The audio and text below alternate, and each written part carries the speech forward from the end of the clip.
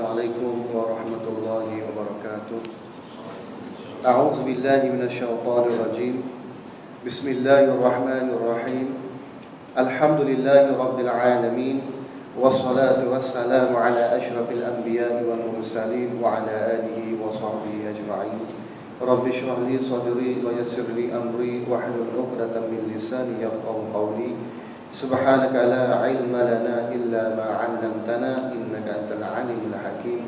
Allahumma iftah qulubana ya Allah futuhal 'arifin wa la hawla wa la quwwata illa billahil 'aliyyil 'azim. Amma ba'd. Muslimin muslimat, hadirin hadirat yang dikasihi Allah sekalian, alhamdulillah, marilah sama-sama kita memanjatkan kesyukuran kita ke hadirat Allah Subhanahu wa taala. Kerana dengan limpah karunia Allah dan kasih sayangnya mengumpulkan kita pada malam ini untuk sama-sama kita mengikuti pengajian kitab Hadis 40, kitab hadis baginda Nabi SAW. Walaupun ada setengah daripada kita masih lagi sibuk dengan urusan dunia, alhamdulillah Allah Ta'ala memilih kita untuk berada dalam majlis yang mulia ini, yang mana majlis ilmu ini Nabi SAW sebut sebagai salah satu daripada taman-taman syurga. Semoga kita berada di taman-taman syurga di dunia ini. Allah Subhanahu Wa Ta'ala mengumpulkan kita semua bersama baginda Nabi SAW di dalam syurga Allah Subhanahu Wa Ta'ala, insya-Allah. Kitab saya ni muka surat yang ke-7, masih lagi mukaddimah. Betul tak? Belum masuk lagi.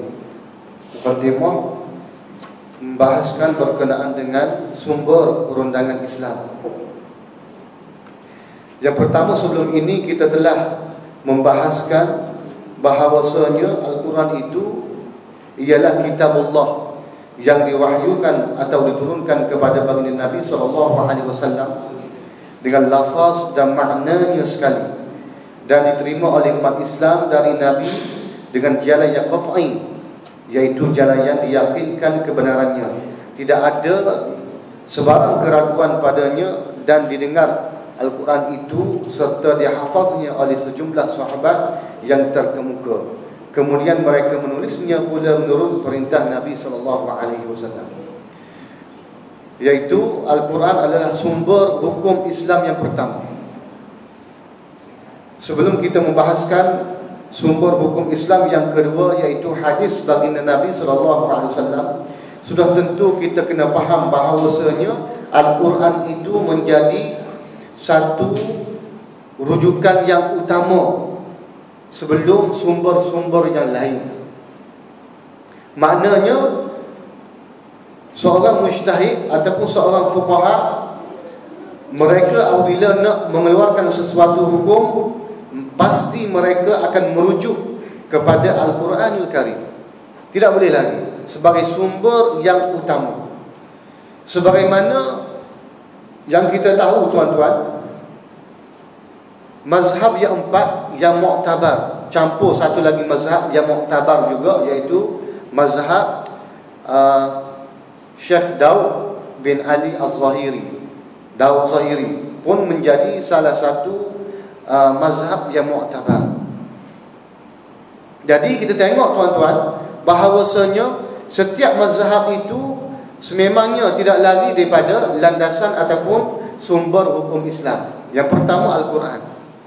Saya nak bahaskan kepada tuan-tuan, sebagaimana disebut dalam kitab Ma'rifatus Sunan wal Asab, diceritakan bahawasanya mazhab kita sendiri, mazhab Asy-Syafi'i, Imam Asy-Syafi'i meletakkan Al-Quran dan As-Sunnah sebagai rujukan yang pertama. Turutan dia Al-Quran dulu.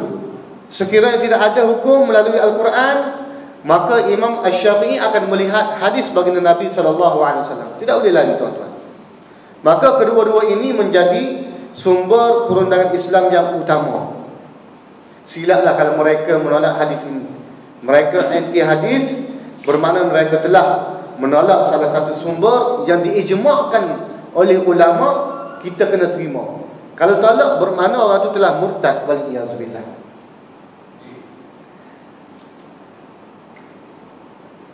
InsyaAllah pada malam ini kita nak cerita berkaitan dengan hadis baginda Nabi SAW. Wa qala al-musannif rahimahullahu ta'ala wa nafa'ana wa iyyakum bi'ulumihi fid darain.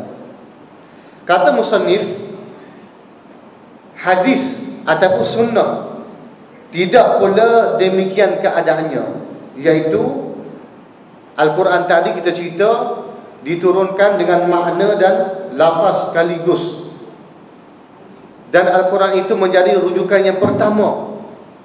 Hadis tidak, hadis menjadi rujukan yang kedua selepas Al-Quran. Itu turutan dia. Jadi tidak boleh kalau orang tu nak mengeluarkan hukum, tengok hadis dulu, baru kemudian tengok Al-Quran. Tidak boleh. Dia kena tengok Al-Quran dulu. Hadis qauli, iaitu hadis perkataan, amat sedikit sekali yang mutawatir, iaitu kebanyakannya mengenai amal ibadah, seperti sembahyang 5 waktu, bilangan rakaatnya dan cara mendirikannya, puasa Ramadan dan haji. Iaitu kata tuan kitab kita, hadis yang mutawatir. Apa hadis mutawatir ni tuan-tuan? Hadis yang mana sanadnya bersambung terus kepada hadrat Nabi SAW, tidak putus. Itu yang pertama, syarat hadis mutawatir. Dan yang kedua, syarat dia banyak jalur periwayatan hadis tersebut. Hadisnya satu, tetapi jalur, tarik, jalan periwayatannya banyak. Bukan seorang sahabat saja, bukan 2, bukan 3, bukan 4, bahkan banyak, berpuluh-puluh riwayat terhadap hadis yang satu. Itu masuk mutawatir. Maka di sana kata ulama, mustahil mereka berdusta atas kalam baginda Nabi SAW. Kerana apa? Kerana banyak yang meriwayatkan hadis tersebut. Itu hadis yang mutawatir. Sebagaimana sabda Nabi SAW, la tajtami'u ummati al-dhalalah. Umat aku ini tidak akan berkumpul, tidak akan bersekongkol, tidak akan, orang kata apa? Tidak akan bersepakat di atas perkara yang membawa kesesatan. Ini dalil juga, dalil terhadap ijma' ulama. Jadi ummati siapa dia? Kata ulama, ummati di situ, umat aku ialah para alim ulama, ulama ahlus sunnah wal jamaah. Tidak akan bersekongkol, tidak akan bersepakat di atas perkara yang membawa kesesatan. Maka hadis mutawatir ini mustahil pada akal kita nak kata mereka berdusta di atas kalam Nabi, kerana banyak periwayatan ataupun tarik hadis tersebut. Dan yang ketiga syarat hadis mutawatir, iaitu perawi itu mesti thiqah, mesti wara', mesti adil, mesti melaksanakan segala yang diperintahkan oleh Allah dan meninggalkan segala yang dilarang. Itu masuk thiqah dan adil. Sebagaimana saya bahaskan sebelum ni, apa masuk thiqah, apa masuk adil. Dan kalau kita tengok tuan-tuan, Imam Asy-Syafi'i sendiri ulama yang terkenal dalam bidang hadis. Tetapi kalau di Nusantara kita tahu Imam Syafi'i itu terkenal, masyhur dalam bidang fiqh saja. Dan sebenarnya Imam Asy-Syafi'i sendiri masyhur dalam bidang hadis. Bahkan ada musnad Imam Asy-Syafi'i yang mengumpulkan sejumlah besar hadis baginda Nabi SAW. Ada musnadnya. Jadi sebagaimana saya cerita dah sebelum ni, ahli hadis belum tentu lagi dia fuqaha. Dia memahami ilmu berkaitan dengan istinbat hukum. Tetapi fuqaha tersebut, seseorang fuqaha mesti dia ahli hadis. Sebab saya analogi sebelum ni, ahli farmasi dengan doktor, dia berbeza. Saya rasa tak perlu terangkan pada malam ni, saya sudah terangkan dah sebelum ni. Sebagaimana ahli farmasi dia beza dengan doktor, begitu juga ahli hadis. Ahli hadis belum tentu dia fuqaha. Tetapi fuqaha mesti dia memahami hadis baginda Nabi SAW. Sehingga satu hari Abu Zar'ah, seorang ahli hadis bersama dengan Abu Dawud yang mengarang, yang susun hadis Nabi, Sunan Abi Dawud, iaitu murid kepada Muzani ini, Imam Muzani ini adalah murid kepada Imam Asy-Syafi'i. Jadi Abu Daud dan Abu Zar'at Ar-Razi, dia mengumpul hadis yang diriwayatkan oleh Imam Asy-Syafi'i, dan mereka meneliti satu persatu hadis yang diriwayatkan oleh Imam Syafi'i, dan mereka kata bahawasanya aku tidak jumpa walaupun satu Imam Syafi'i salah dalam periwayatan hadis. Hebat Imam Syafi'i, tak pernah silap dalam meriwayatkan hadis. Yang mana imam-imam lain pernah dia salah. Ada masa muda yang mana mereka hafalannya kuat, bila mereka tua hafalannya berkurangan. Jadi ada yang imam-imam yang besar, yang hebat ketika muda, apabila dia tua, banyak hadis yang dia tersalah dalam periwayatan hadis.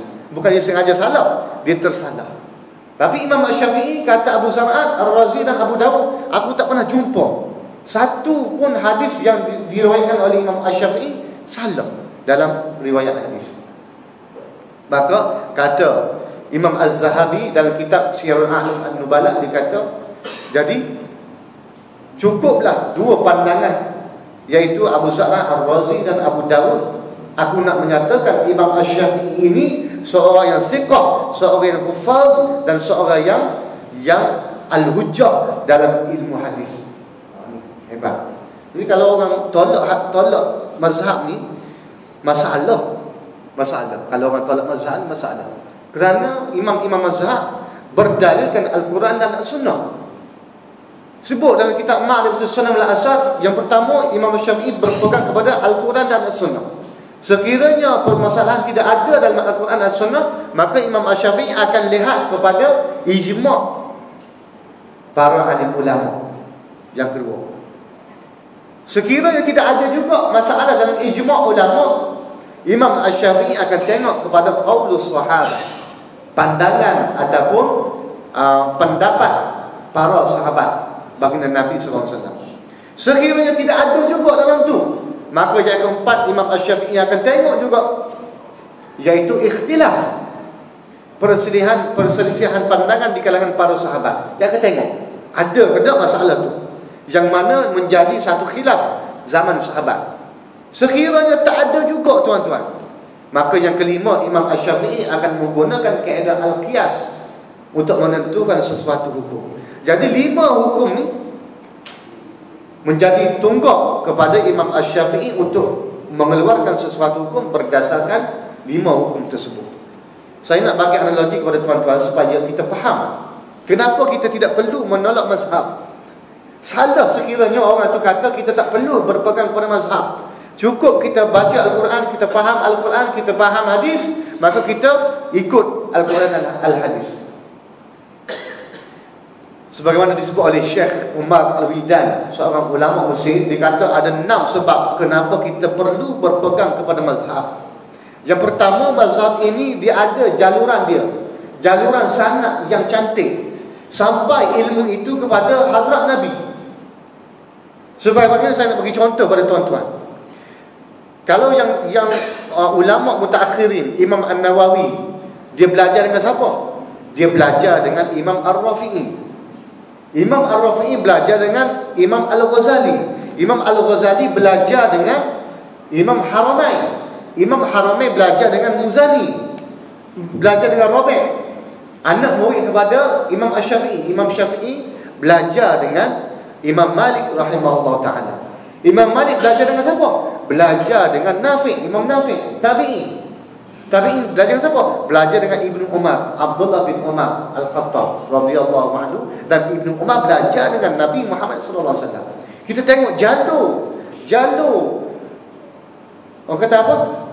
Pembelajaran hadis, ilmu itu ada sampai kepada imam-imam yang besar dalam mazhab kita Asy-Syafi'i.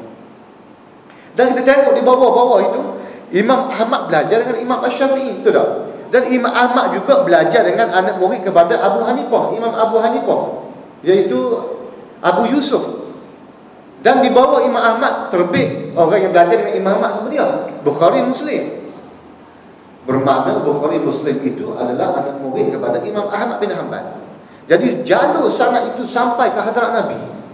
Mana ada, cuba tuan-tuan fikir, mana ada agama mazhab yang begitu cantik jalurannya sampai ke hadrat Nabi? Tidak ada. melainkan 4 mazhab ini sampai kepada hadrat Nabi. Allahu Rabbi, cantik. Dari semua tu mari daripada ilmu turun musalsal daripada sahabat dan sampai ke hadrat Nabi sallallahu alaihi wasallam. Itu yang pertama. Dan yang kedua, kerana mazhab itu meniti ya, berhujjah dan ada dalil. Ada dalil dia. Bukan kata imam-imam yang besar ni mengeluarkan sesuatu hukum ikut suka dia. Tidak. Ada hujjah dan ada dalil. Dan yang ketiga, kata Syekh Umar, dikata yang ketiga perlu kita berpegang kepada mazhab kerana mazhab itu ada manhaj, ada metodologi. Kalimat bahasa sekarang ni, metodologi. Ada ilmu usulul fiqh, ada ilmu qawaidul fiqhiyah. Mereka nak jadi fuqaha, nak jadi orang yang boleh keluarkan fatwa, mesti memahami Al-Quran, mesti memahami asbabun nuzul, mesti memahami tata bahasa Arab dan sebagainya. Sehingga kan Imam Ahmad bin Hanbal mengatakan Imam Asy-Syafi'i ni orang yang paling hebat dalam ilmu bahasa Arab. Orang yang paling hebat dalam ilmu bahasa. Dan Imam Syafi'i sendiri adalah daripada keturunan Quraisy, sampai sanad nasab Imam Asy-Syafi'i ke hadrat Nabi sallallahu alaihi wasallam. Bukan orang main-main, tuan-tuan.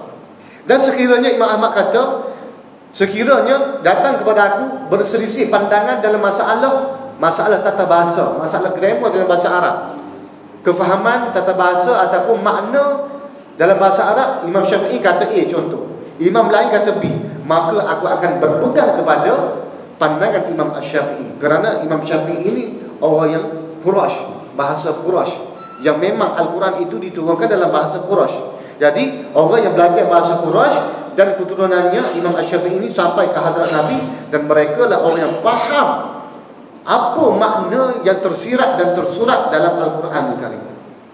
Ini hebatnya, kita kena berpegang. Bukan kita taksub. Bukan ulama-ulama kita supaya kita taksub pada mazhab. Tak. Nak cerita kepada kita jalurannya cantik, ilmunya ada hujah. Itu tak, tuan-tuan. Metodologi tu, dia ada syarat-syarat nak jadi orang yang boleh keluar fatwa. Bukan mudah-mudah.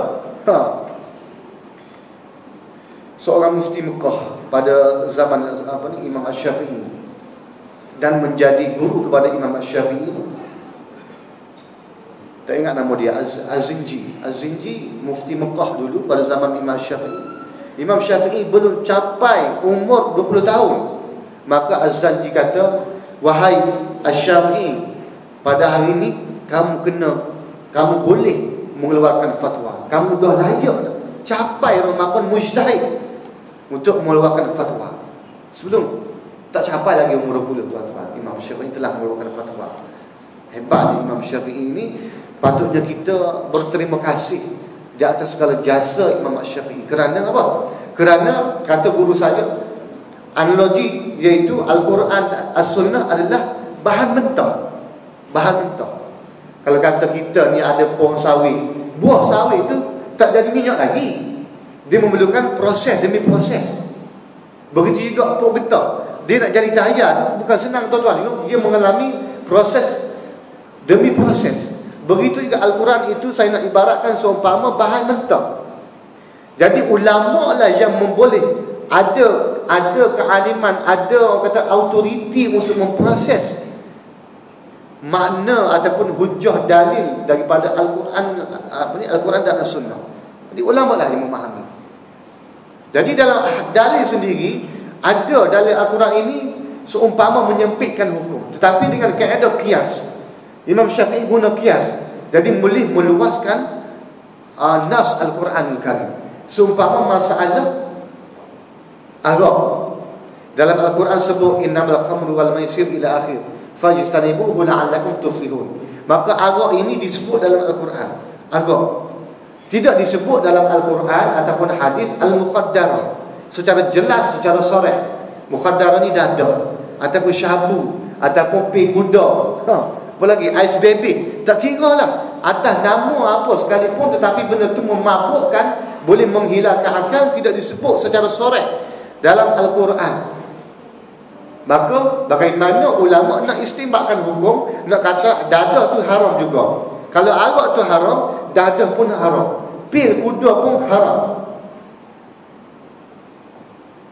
Jadi ulama menggunakan kaedah qiyas untuk meluaskan hukum, untuk meluaskan makna nas Al-Quran Al-Karim. Jadi cantiknya kita bermazhab ada metodologi. Itu antara yang disebut oleh Syekh Mesir untuk supaya kita ni berterima kasih, berpegang teguh kepada mazhab. Kecuali apabila kita dah capai maqam mujtahid. Kita dah hebat dah. Kita dah belajar banyak dah. Ilmu selok-belok berkenaan dengan agama kita dah faham dah. Maka di saat itu kita tidak wajib berpegang ataupun bertaklid kepada mana-mana mazhab. Kita boleh buat mazhab sendiri. Boleh buat mazhab sendiri. Sebab kita mujtahid. Bila yatul mujtahid ada kita dah hebat dah. Tidak ada masalah. Tetapi sekiranya kita tidak mampu untuk memahami Al-Quran dan As-Sunnah, maka kita kena berpegang, kena taklid kepada mazhab, kerana mazhab itu pemudah cara kita. Itu maksudnya tuan-tuan. Muslimin muslimat, hadirin hadirat yang dikasihi Allah sekalian. Kembali kepada kitab kita. Hadis itu apa? Sebagaimana kita dah cerita sebelum ni, iaitu ma sadara ila Nabi sallallahu alaihi wasallam, apa-apa yang disandarkan ke hadrat Nabi sallallahu alaihi wasallam, min qaulin, daripada kata-kata Nabi, au fi'lin, ataupun daripada apa? Perbuatan Nabi, au taqririn, daripada pengakuan Nabi, atau daripada sifatin khalqiyatin au khuluqiyatin, ataupun sifat peribadi fizikal Nabi, ataupun fizikal ataupun akhlak baginda Nabi sallallahu alaihi wasallam, semua dikira sebagai hadis baginda Nabi sallallahu alaihi wasallam. Dan kata guru kami, itu adalah definisi fuqaha sebenarnya. Makna hadis dari sudut definisi fuqaha. Kerana fuqaha memahami hadis segala yang disandarkan kepada Nabi, sama ada kalam Nabi ataupun perbuatan Nabi, takrif Nabi ataupun sifat Nabi, fizikal ataupun akhlak baginda Nabi, semua itu adalah hadis baginda Nabi. Itu adalah definisi para fuqaha. Sebenarnya definisi ahlul hadis, hadis itu tidak cukup yang kita sebut tadi, ditambah lagi satu, iaitu berkaitan dengan isnad, berkaitan ilmu rijal. Kata Imam Asy-Syafi'i, nisfu ma'rifatul matan mutun nisful ilmi. Kita memahami, kita tahu selok-belok matan, lafaz hadis itu sebahagian daripada ilmu. Wa ma'rifatul isnad, ataupun wa ma'rifatul rijal, perawi hadis, nisful ilmi, sebahagian daripada ilmu. Jadi ahlul hadis, mereka mendefinisikan hadis itu tidak cukup kalam Nabi, tidak cukup perkataan Nabi, tidak cukup takrif Nabi, tidak cukup apa lagi, sifat fizikal ataupun akhlak Nabi. Masuk juga sebahagian daripada hadis itu berkaitan dengan isnad, berkaitan dengan perawi, cerita berkaitan dengan rijal, orang yang meriwayatkan hadis tu pun dikira sebagai hadis baginda Nabi. Jadi ulama hadis, mereka memandang bahawa isnad itu amat penting. Kerana dengan isnad itu boleh menaik darjat hadis tersebut ataupun boleh menjatuhkan darjat status hadis tersebut. Kalau perawi itu sentiasa berdusta, sentiasa menipu, macam Ibnu Abban disebut dalam kitab Majruhin Ibnu Hibban. Ibnu Abban ni sentiasa berbohong, maka riwayat hadis daripada dia ditolak, matruk, ditolak, tak terima hadis, kerana orang tu sentiasa berbohong. Jadi berkaitan dengan perawi, sebahagian daripada ilmu hadis baginda Nabi sallallahu alaihi wasallam. Dan kalau kita tengok syarat-syarat yang diletakkan oleh Imam Al-Bukhari, dia berbeza dengan Imam Muslim, berbeza dengan Imam Abu Dawud, berbeza dengan apa lagi, Imam An-Nasa'i, Ibnu Hibban dan sebagainya. Kerana kriteria yang diletakkan, syarat nak menentukan sesuatu hadis itu sahih adalah lebih tinggi darjat dia oleh Imam Al-Bukhari. Susah Imam Al-Bukhari nak menentukan sesuatu hadis itu sahih ataupun tidak. Jadi darjat dia lebih tinggi. Sebab tu Sahih Bukhari Sahih Bukhari, iaitu bermakna hadis yang dikeluarkan oleh Imam Al-Bukhari semua sahih pada pandangan dia. Sahih semua.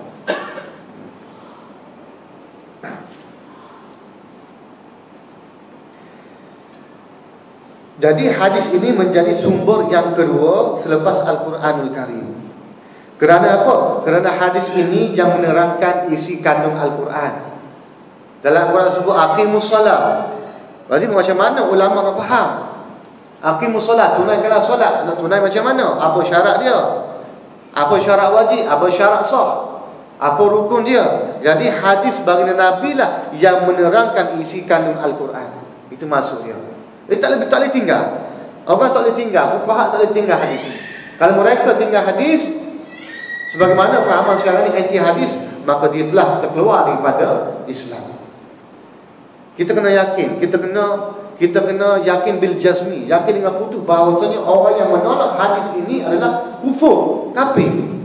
Jangan pula nanti dulu, semok dulu. Tak. Kalau dia tolak secara sedar, tidak ada paksaan, secara sengaja, maka orang itu terkeluar daripada ajaran Islam. Kalau mati, kena tanam di jerak Cina, tak boleh tanam di perkuburan Islam. Begitu hukum dia.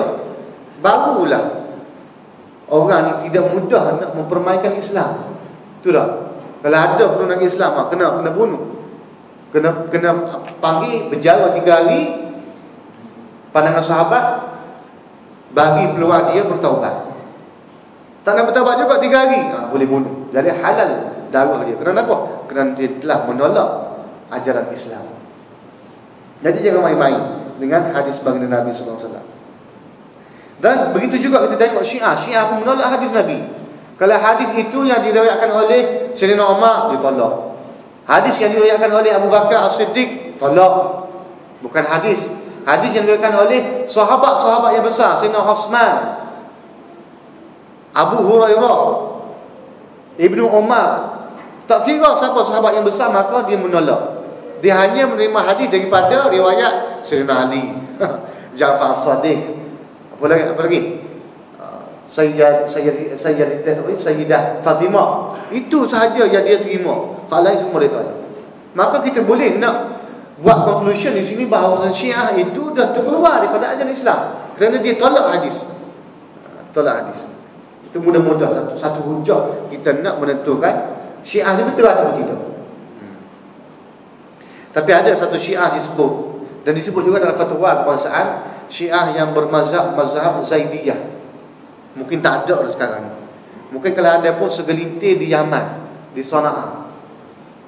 Segelintir sahaja, yang mana pandangan para alim ulama mengatakan mazhab Zaidiyah itu mirip kepada ahli sunnah. Mirip. Hak lain semua sesat. Apa dia lagi? Rafidah, Fatimiyah, Imamiyah, apa jadah nama lagi, semua sesat, terkeluar daripada ahli sunnah wal jamaah. Itu kita kena pegang. Semua kena pegang. Dan pula orang tanya Syiah ni apa pandangan ustaz mengenai Syiah? Apa pandangan Tuan Haji mengenai Syiah? Syiah ni boleh jadi betul. Kita pula was-was. Betul orang boleh masuk Syiah. Sebab apa? Ada setengah orang iktiraf Syiah ni sebahagian daripada Islam. Kalau kita tidak iktiraf dia, kita menolak bahawasanya Syiah ni terkeluar daripada Ahlussunnah wal Jamaah, senang kita nak memahami bahawasanya Syiah itu memang bukan Islam. Kecuali Zaidiyah yang disebut oleh para alim ulama. Dan memang kita di Al-Azhar, kalau kitab fiqh muqarrar, fiqh perbandingan, ada doktor-doktor, profesor-profesor bawa mari pandangan-pandangan daripada Zaidiyah. Pak mazhab sudah tentu ada. Campur mazhab Zahiri, dan ada juga pandangan daripada Zaidiyah. Jadi ulama tidak menolak, ulama Azhar tidak menolak pandangan daripada Syiah Zaidiyah, kerana mereka memahami bahawasanya Zaidiyah itu mirip kepada Ahlussunnah wal Jamaah. Dan ulama kira, tuan-tuan, mazhab daripada dulu sampai sekarang ni 500 mazhab. 500 mazhab. Bukan sikit. 500 mazhab. Pemudah cara.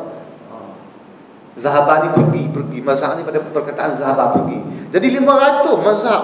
Jak daripada zaman tabi'in sampai zaman sekarang ni, ulama kira 500. Hak hebat-hebat, hak muktabar lah. Tapi ada yang terkubur, ada yang pupus. Ada mazhab-mazhab yang besar tapi pupus. Seumpama mazhab Sufyan Ats-Tsauri, seorang hebat ahlul hadis, seorang tabi'in, Sufyan Ats-Tsauri. Jadi dia ada mazhab dia. Jadi terkubur tuan-tuan. Terkubur di Syam. Ada mazhab lagi, Imam Abdul Rahman Auza'i terkubur juga di Kufah. Terkubur banyak mazhab-mazhab terkubur. Al-Lais Ibnu Sa'ad, seorang orang yang hebat dalam ilmu hadis, seorang yang hebat dalam ilmu fiqh di Mesir. Sehingga Imam Asy-Syafi'i memuji beliau. Dia kata apa? Al-Lais afqahu min al-Malik. Imam Syafi'i kata Imam Al-Lais ini lebih faqih dalam masalah fiqh lebih daripada Imam Malik rahimahullah taala. Memuji ulama dia, memuji sesama dia, memuji. Itu sifat para alim ulama. Jadi terkubur juga di Mesir. Kerana apa? Kerana tidak ada murid yang bawa mazhab tersebut. Mazhab tak ada orang boleh bawa mazhab tersebut. Kecuali 4 mazhab lah yang menjadi majoriti penduduk dunia ni bermazhab yang mazhab yang 4. Ada sikit Zahiri, ada sikit. Tapi yang besarnya 4 mazhab. Jangan pula kita fikir bahawa mazhab ini bid'ah. Mazhab ini pemudah cara untuk kita memahami Al-Quran dan As-Sunnah. Dan ulama tuan-tuan, ulama telah mengira masalah fiqh, permasalahan fiqh yang tidak ada pada zaman Nabi, hukumnya kerana apa? Kerana berbezanya tempat, berbezanya zaman, peredaran zaman dan sebagainya, memerlukan kepada ijtihad, memerlukan masalah-masalah yang timbul mengikut zaman ataupun tempat tersebut. Ulama kira daripada zaman tahun 1000 Hijrah, 1000 Hijrah saja. Ulama pada tahun 1000 Hijrah mengumpul masalah fiqh. Masalah-masalah fiqh mereka mengumpulkan sehingga ada 1.2 juta masalah fiqh. Tahun 1000 Hijrah. Sekarang ni 1437 Hijrah.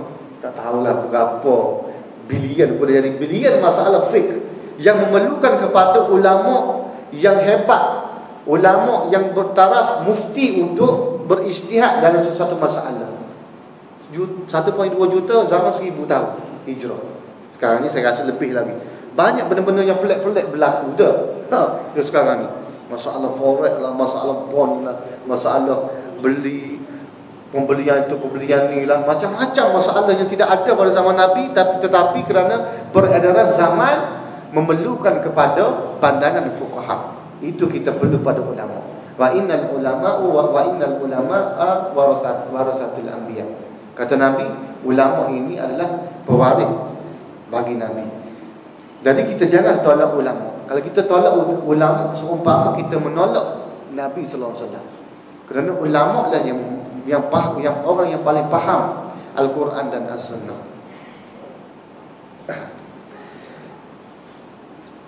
Begitu juga disebut dalam ni masalah puasa Ramadan, masalah haji, banyak diceritakan dalam hadis. Dan ulama mengumpulkan 14,000 hadis Nabi yang sahih berkaitan dengan ekonomi, berkaitan dengan politik, berkaitan dengan sosial. 14,000 tuan-tuan. Kalau dalam masalah ibadah disebut di sini beratus ribu boleh jadi hadis-hadis baginda Nabi berkenaan dengan ibadah, segala ibadah, termasuk masalah munakahat, hakam dan sebagainya.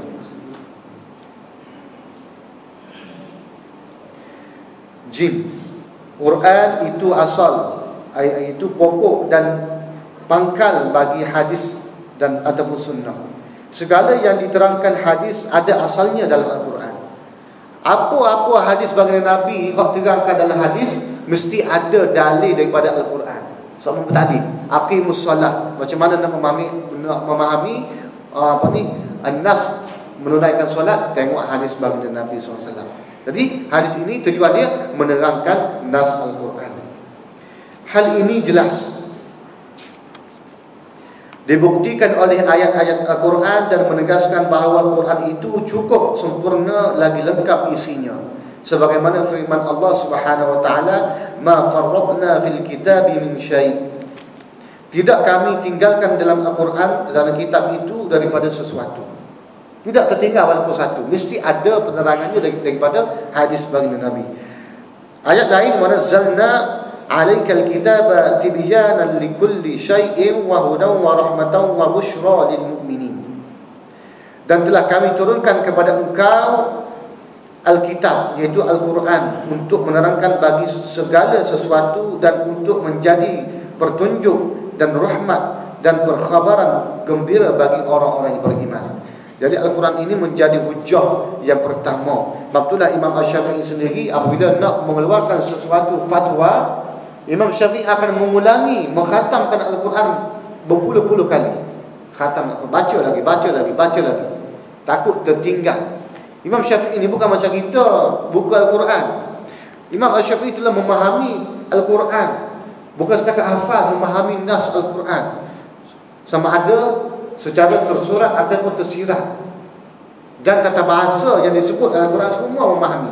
Jadi bila nak keluar fatwa bukan mudah, dia ulang lagi. Itu cara Imam Syafi'i nak mengeluarkan sesuatu hukum. Maka dengan ini teranglah bahawa Quran sebagai sumber hukum adalah dalam tingkatan pertama. Al-Quran tingkatan pertama, sedangkan hadis adalah dalam tingkatan yang kedua. Diriwayatkan oleh Ahmad dan Tirmizi bahawa Nabi dikala mengirimkan Muaz ke Yaman telah bertanya kepadanya. Satu hari Hadrat Nabi SAW nak menghantar sahabat Nabi, iaitu Muaz bin Jabal, menjadi gubernur di negara Yaman. Azan? Boleh.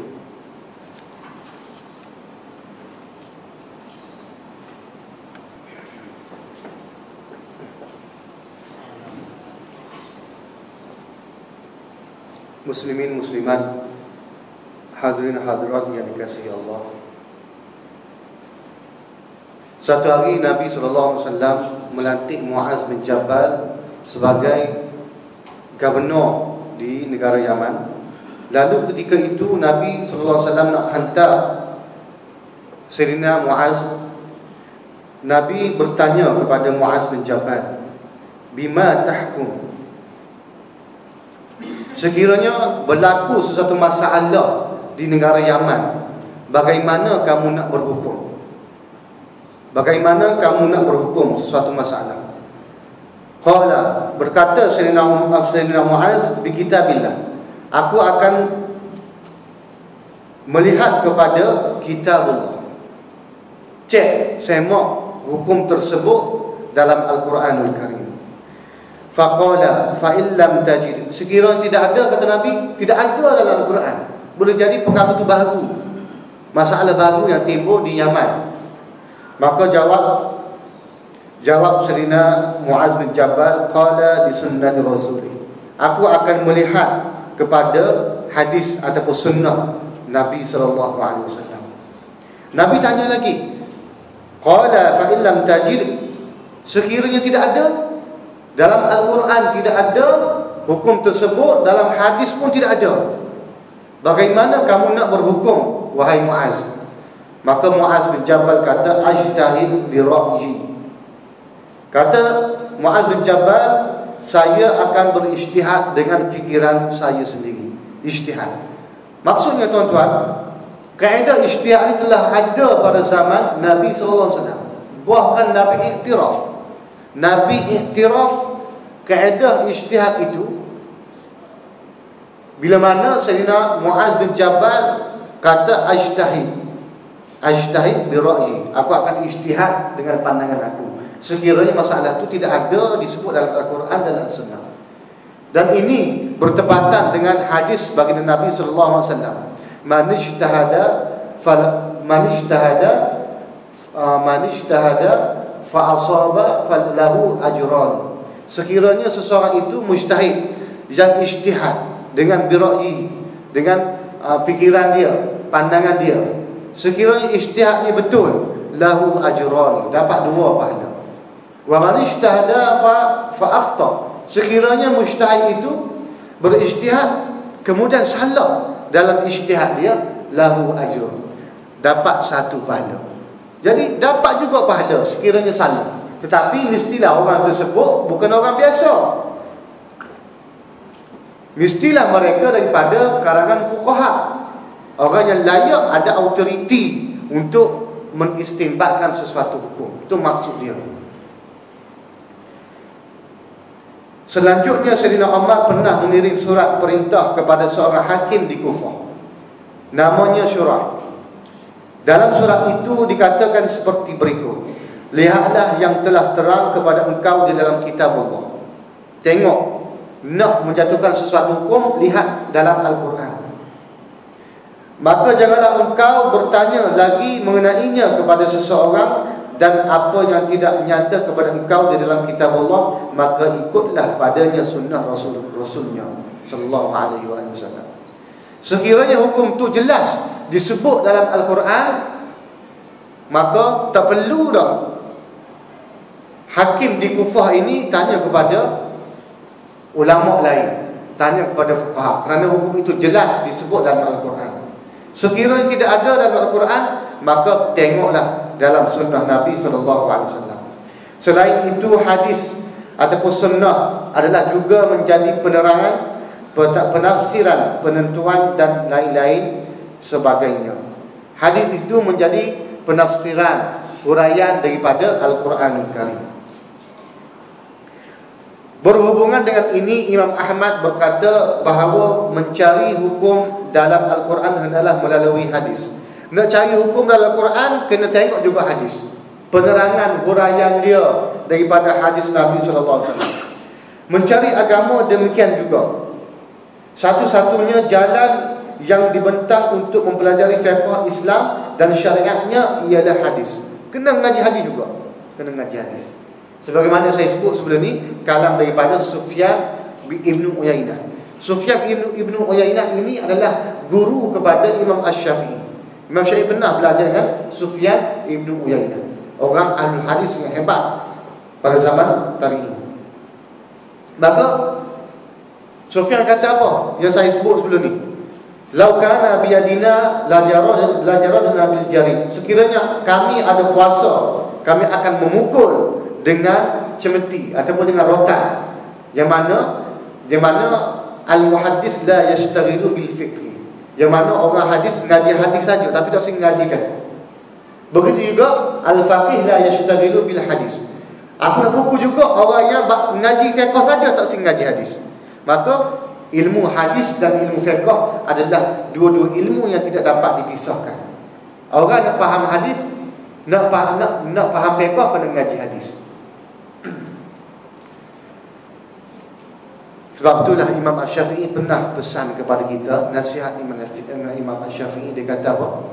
Dia kata belajarlah Al-Quran, mendalamilah Al-Quran, nescaya kamu akan naik pangkat, akan naik maqam, taraf kita ni akan dihormati dengan mana kita belajar Al-Quran. Belajarlah hadis, kata Imam Syafi'i, kerana bila kita belajar hadis boleh menguatkan hujah kita.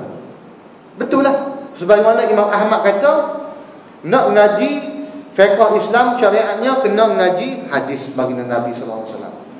Mereka yang mencukupi dengan Al-Quran sahaja sehingga tidak memerlukan hadis dalam memahamkan ayat Quran dan mengetahui syariatnya, sesat perjalanannya dan tidak akan sampai kepada maksud yang dikehendakinya. Kalau orang tu belajar Quran saja, nak pegang pada Quran saja, tak asyik belajar hadis, tak asyik tengok semua hadis, maka orang tu sesat, kata Imam Ahmad. Betul lah kalau kita nak jatuhkan hukum orang yang anti hadis, sesat. Betul lah. Kerana Imam Ahmad sebut lama dah. Pada 200 Hijrah dia sebut dah. Imam Syafi'i meninggal 204 Hijrah. Imam Ahmad sempat belajar dengan Imam Asy-Syafi'i. 200 Hijrah Imam Ahmad sebut dah. Benda tu berlaku pada zaman kita. Yang mana orang yang menolak hadis, nak pakai Quran saja, sesat, kata Imam Ahmad. Jadi alhamdulillah, tujuan kita belajar ilmu hadis ini untuk kita memahami isi kandung Al-Quran. Kerana Al-Quran tidak boleh kita faham begitu saja, faham mentah, memerlukan kepada proses demi proses. Dan ilmu hadis ini juga bila kita belajar, kita dapat mendekatkan diri kita kepada Allah Subhanahu Wa Taala. Amat malang lah sekiranya kita ni hari ini lebih teruk daripada semalam. Lebih teruk tuan-tuan. Tak bertambah ilmu kita. Tak bertambah. Imam Syafi'i banyak nasihat-nasihat kepada kita semua supaya kita mempelajari ilmu. Imam Syafi'i kata, belajarlah ilmu, tuntutlah ilmu. Kerana tidak ada seorang pun lahir dalam keadaan ilmuwan. Tubik-tubik daripada perut mak alim dah. Tubik-tubik tu hafal dah 30 juzuk. Hafal dah Sahih Bukhari. Tak ada. Memerlukan kepada usaha bersungguh-sungguh untuk mendapatkan ilmu. Imam Syafi'i pesan lagi, belajarlah ilmu sebelum kamu menjadi pemimpin. Tak kala kamu menjadi pemimpin, tidak ada masa untuk kamu mempelajari ilmu. Betul tuan-tuan. Kalau anak-anak kita sekarang ni, remaja-remaja tidak nak mendalami ilmu agama, apabila mereka sesok mereka bekerja, tidak ada masa nak belajar ilmu agama. Bila mereka berkahwin, tidak ada masa untuk nak belajar ilmu agama, kerana mereka ada komitmen nak bekerja, nak cari nafkah untuk bagi kepada anak dan isteri. Tidak ada masa untuk mempelajari ilmu. Maka saat inilah kita nak suruh anak-anak kita bertepatan dengan nasihat Imam Asy-Syafi'i, supaya kita ni, anak-anak kita belajar sebelum mereka menjadi pemimpin. Bila mana mereka menjadi pemimpin, ilmu penuh di dada, insya-Allah mereka tidak akan korupsi. Mereka tidak mudah nak boleh dibeli dengan wang ringgit. Sekarang ni banyak pemimpin yang boleh dibeli dengan wang ringgit. Kerana apa? Kerana mereka tidak mendalami ilmu agama. Yang kedua, kemudian mereka tidak, sekiranya mereka ada ilmu, yang kedua mereka tidak beramal dengan ilmu mereka. Al-ilmu nur. Ilmu itu adalah cahaya. Bila mana kita beramal dengan ilmu, itulah cahaya kita. Betul tak? Sehingga kan satu hari Imam Asy-Syafi'i dia ada tercela sikit, cacat, rusak sikit hafalan dia. Maka dia pergi jumpa dengan tok guru dia, Imam Waqi'. Wahai guruku Imam Waqi', hafalanku ni terjejas. Maka apa Imam Waqi' pesan? Tarkul maksiyah. Tinggalkanlah maksiat. Tu. Jadi anak-anak kita nak supaya ingatan kuat, jangan sesekali kita benarkan mereka buat maksiat.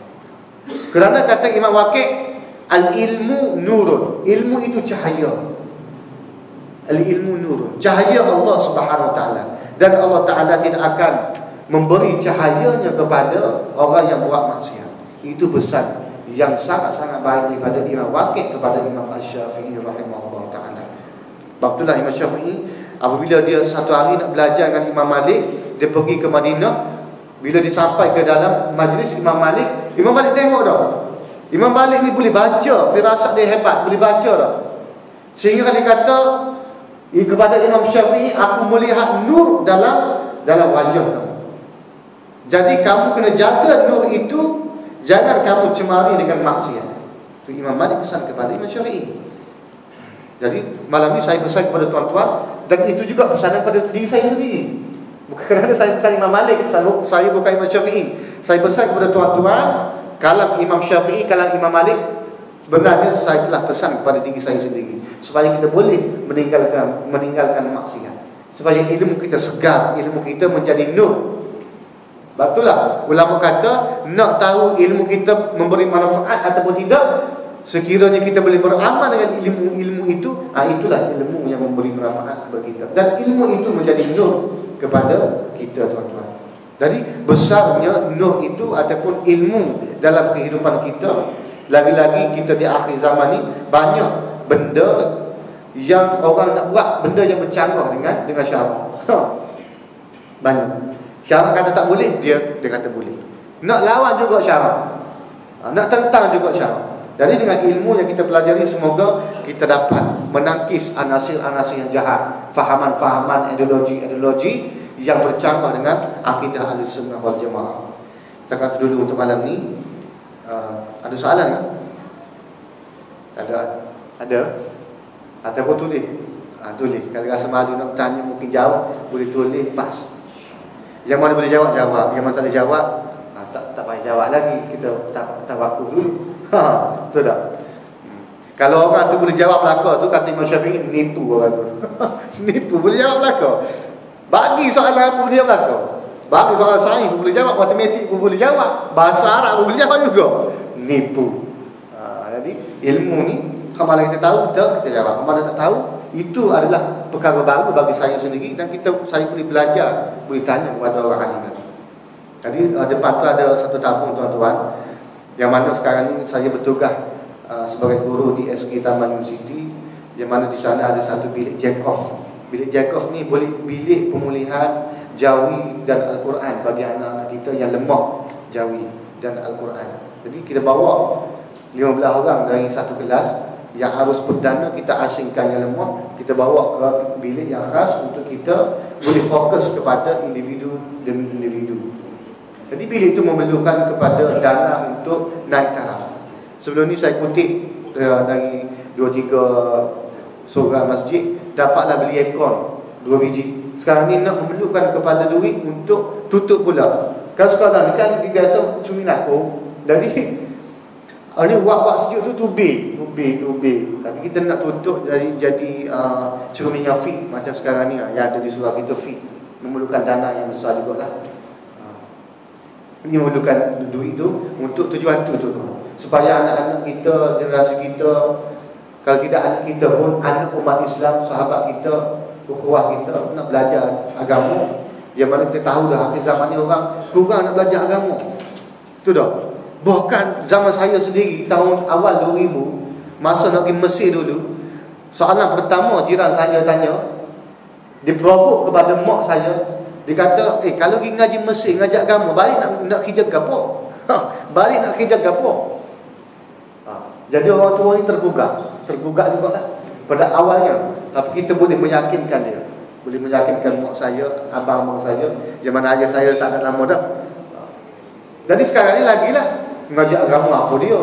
Kalau kita nak supaya anak kita ni dah minat dah, boleh bawa dah ke bilik yang khas. Jadi bila dia minat dan nak belajar, jadi kita buat, orang kata apa, kita tacak sikit, make up sikit bilik tu supaya dia rasa seronok.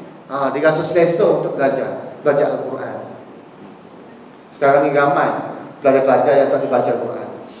Sekolah rendah pun tak boleh baca. Naik sekolah menengah pun ada ramai pelajar-pelajar Islam yang tidak boleh baca Al-Quran. Ini kita nak tekan daripada bawah, tuan-tuan. Jadi semoga sedekah jariah tu menjadi peneman kita dalam kubur esok, menjadi satu peneman kita, satu syafaat kita di akhirat kelak, yang mana di situ dibagi Nabi sallallahu alaihi wasallam, sedekah jariah menjadi satu amalan yang berterusan. Jadi kita kena kejar amalan berterusan ni. Bila kita mati terputus amalan kita, melainkan 3 perkara. Salah satunya sedekah jariah.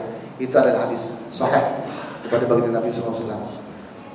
Astagfirullah, aku qouli hadza wa astaghfirullahal azim li wa lakum. Wassalamualaikum warahmatullahi wabarakatuh. A'udzu billahi minasyaitonir rajim. Bismillahirrahmanirrahim. Allahumma innaka 'afuwwun karim tuhibbul 'afwa fa'fu 'anna wa 'an walidina wa 'an jami'il muslimin wal muslimat bi rahmatika ya arhamar rahimin. Allahumma khtim 'alaina bi husnil khatimah wa la takhtim 'alaina ya Allah bi su'il khatimah. Allahumma faqihna fid din wa 'allimna at-ta'wil bi rahmatika ya arhamar rahimin. Wa sallallahu 'ala Muhammadin wa 'ala alihi wa sahbihi wa sallam. Alhamdulillahi rabbil alamin.